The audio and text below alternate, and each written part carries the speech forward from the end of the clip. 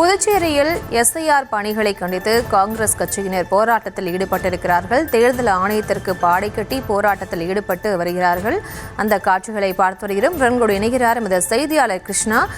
வணக்கம். தற்போதைய நிலவரம் அங்கு எப்படி இருக்கு? முழு விவரம். புதுச்சேரியில் கடந்த நவம்பர் 4ஆம் தேதி முதல் வாக்காளர் பட்டியல் சிறப்பு தீவிர திருத்தும் பணியானது மேற்கொள்ளப்பட்டு வருகிறது. இதற்கு காங்கிரஸ் உள்ளிட்ட எதிர்கட்சிகள் கடும் எதிர்ப்பு தெரிவித்து வருகிறார்கள். இது சம்பந்தமாக காங்கிரஸ் கட்சி பலகட்ட போராட்டங்களும் முன்னெடுத்து வருகிறது.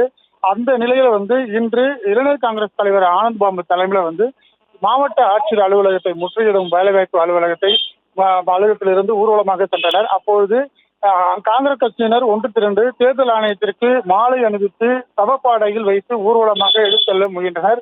அப்போது போலீசார் சவப்பாடையை அகற்ற முயன்றதால் போராட்டக்காரருக்கும் போலீசாருக்கும் இடையே கடுமையான தள்ளுமுள்ளு ஏற்பட்டது. அதனைத் தொடர்ந்து வாக்குவாதமும் ஏற்பட்டது. சிறிது நேரம் அங்கு பரபரப்பாக காணப்பட்டது. தொடர்ந்து மாவட்ட ஆட்சியர் அலுவலகம் நோக்கி கண்டன கோஷங்களை எழுப்பியவாறு ஊர்வலமாக சென்ற போராட்டக்காரர்களை போலீசார் தடுத்து நிறுத்தி அவர்கள் கைது செய்யும் முயற்சியில் ஈடுபட்டனர். ஆனால் போராட்டக்காரர்கள் அங்கேயே தங்களுடைய கோரிக்கைகளை வலியுறுத்தி கண்டன கோஷங்களை எழுப்பினர். தொடர்ந்து போராட்டத்தில் ஈடுபட்ட முயன்ற காங்கிரஸ் தலைவர் வைத்திலிங்கம், முன்னாள் முதலமைச்சர் நாராயணசாமி, வைத்தியநாதன் எம்எல்ஏ உள்ளிட்ட 100க்கும் மேற்பட்டோரை போலீசார் கைது செய்து வாகனத்தில் அழைத்து சென்றனர். இதனால் அந்த பகுதியில் சிறிது நேரம் பரபரப்பாகவே காணப்பட்டது. விவரங்களுக்கு நன்றி கிருஷ்ணா.